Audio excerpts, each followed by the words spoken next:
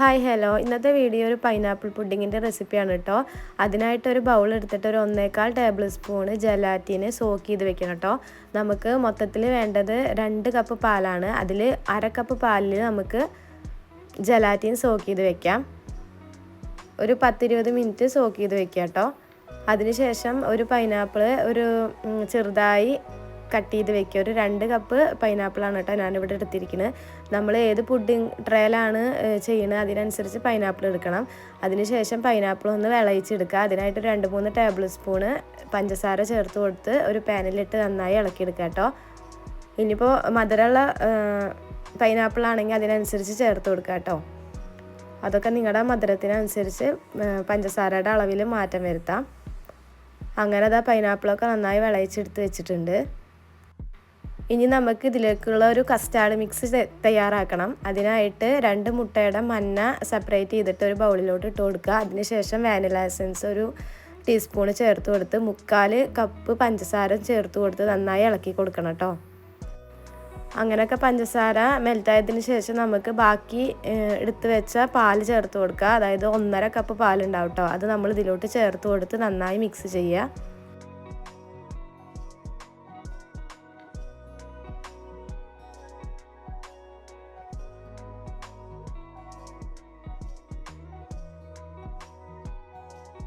അങ്ങനെ നമ്മൾ തയ്യാറാക്കി വെച്ച കസ്റ്റാർഡിൻ്റെ മിക്സ് ഒരു ചൂട് കട്ടിയുള്ള പാത്രത്തിലോട്ട് ഒഴിച്ച് നന്നായി ഇളക്കി കൊടുക്കണം.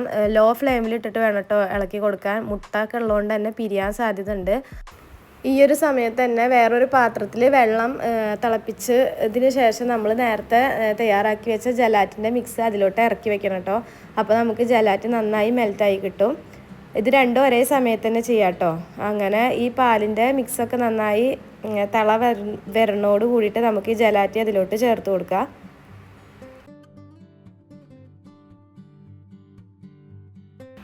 അങ്ങനെ ആ പാലൊക്കെ തള വരണോട് കൂടി നമ്മൾ ജലാറ്റിൻ ചേർത്ത് കൊടുത്തു. ഇനി നന്നായി കൈവിടാതെ ഇളക്കി കൊടുക്കുക. ഒരു 2-3 മിനിറ്റ് ഇളക്കി കൊടുത്താൽ മതി കേട്ടോ.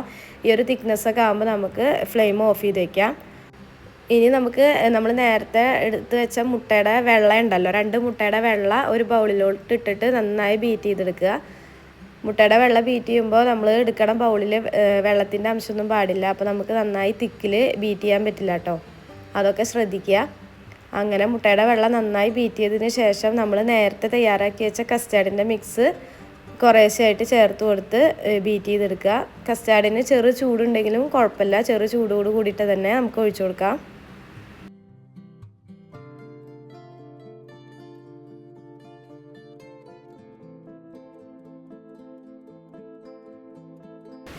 ഇനി നമുക്ക് പുഡിങ് സെറ്റ് ചെയ്തെടുക്കാം. നമ്മളൊരു പുഡിങ് ട്രേ എടുത്തിട്ട് നേരത്തെ മാറ്റി വെച്ച പൈനാപ്പിൾ ഇല്ലേ, വിളയിച്ചെടുത്ത പൈനാപ്പിൾ ഇട്ട് കൊടുക്കുക. നിരത്തി ഇട്ട് കൊടുക്കുക കേട്ടോ. അതിനുശേഷം നമ്മുടെ കസ്റ്റാർഡിൻ്റെ മിക്സ് ഒഴിച്ചു കൊടുക്കുക. ഇനി ഇതിലോട്ട് വേണമെങ്കിൽ ബദാമും പിസ്തൊക്കെ നമുക്ക് സ്ലൈസ് ചെയ്തിട്ട് ഈ സമയത്ത് ചേർത്ത് കൊടുക്കാം കേട്ടോ പൈനാപ്പിളിൻ്റെ മേലെയിട്ട്. ഞാനിപ്പോൾ അവിടെ അതൊന്നും ചെയ്തിട്ടില്ല. ആവശ്യമുള്ളവർ അങ്ങനെ ചെയ്യാം കേട്ടോ. പൈനാപ്പിളിൻ്റെ മിക്സിൻ്റെ മേലെ ബദാം അതുപോലെ നട്ട്സൊക്കെ സ്ലൈസ് ചെയ്ത് കട്ട് ചെയ്തിട്ട് വെച്ച് കൊടുക്കാം കേട്ടോ. അങ്ങനെ അതാ നമ്മൾ ഈ കൂട്ടിൻ്റെ മേലേക്ക് കസ്റ്റാർഡിൻ്റെ മിക്സ് ഒഴിച്ച് കൊടുക്കുക. ഇനി അത് 2-3 മണിക്കൂർ ഫ്രിഡ്ജിൽ സെറ്റ് ചെയ്യാൻ വെക്കാം കേട്ടോ. ഫ്രീസറിലല്ല, ഫ്രിഡ്ജിൽ വെച്ചാൽ മതി കേട്ടോ.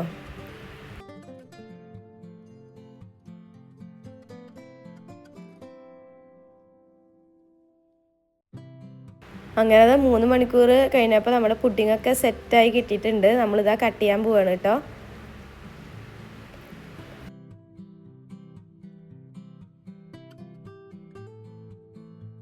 ഇനി നമുക്ക് ഡെക്കറേഷന് വേണ്ടിയിട്ട് ചെറിയോ ടൂട്ടി ഫ്രൂട്ടിയോ അങ്ങനെയൊക്കെ ഇട്ട് കൊടുക്കാം. ഞാനിപ്പോൾ അതൊന്നും ചെയ്തിട്ടില്ല കേട്ടോ. അങ്ങനെ ഇതാ നമ്മൾ എന്താ പറയുക, നല്ല ടേസ്റ്റി ആയിട്ടുള്ള പുഡിങ്ങാണ് കേട്ടോ. നല്ല സോഫ്റ്റായിട്ട് ഇങ്ങനെ വായിലിട്ടാൽ മെൽറ്റ് ആവുന്നൊരു പുഡിങ്ങാണ്. മറ്റുള്ള പുഡിങ്ങുകളെ പോലെ നന്നായി ഇങ്ങനെ കട്ട് ചെയ്ത് അങ്ങോട്ട് എടുക്കണ പുഡിങ്ങല്ല. ഇനി നമുക്കിതിൽ മുട്ട പറ്റാത്തവരാണെങ്കിൽ കസ്റ്റാർഡ് പൗഡർ വെച്ചിട്ട് നമുക്ക് കസ്റ്റാർഡ് മിക്സ് ചെയ്തെടുക്കാം കേട്ടോ. പക്ഷേ അതിനേക്കാളും ടേസ്റ്റ് വരുന്നത് ഈ ഒരു കൂട്ടിൽ ചെയ്യുമ്പോഴാണ്. അപ്പോൾ എല്ലാവരും ഇത് വീട്ടിൽ ട്രൈ ചെയ്ത് നോക്കിയിട്ട് ഫീഡ്ബാക്കൊക്കെ അറിയിക്കുക. ഇഷ്ടപ്പെട്ടാൽ ലൈക്കും ഷെയറും സബ്ബൊക്കെ ചെയ്യുക. അപ്പോൾ ഇന്നത്തെ വീഡിയോ ഇത്രയുള്ളൂ. Okay, by.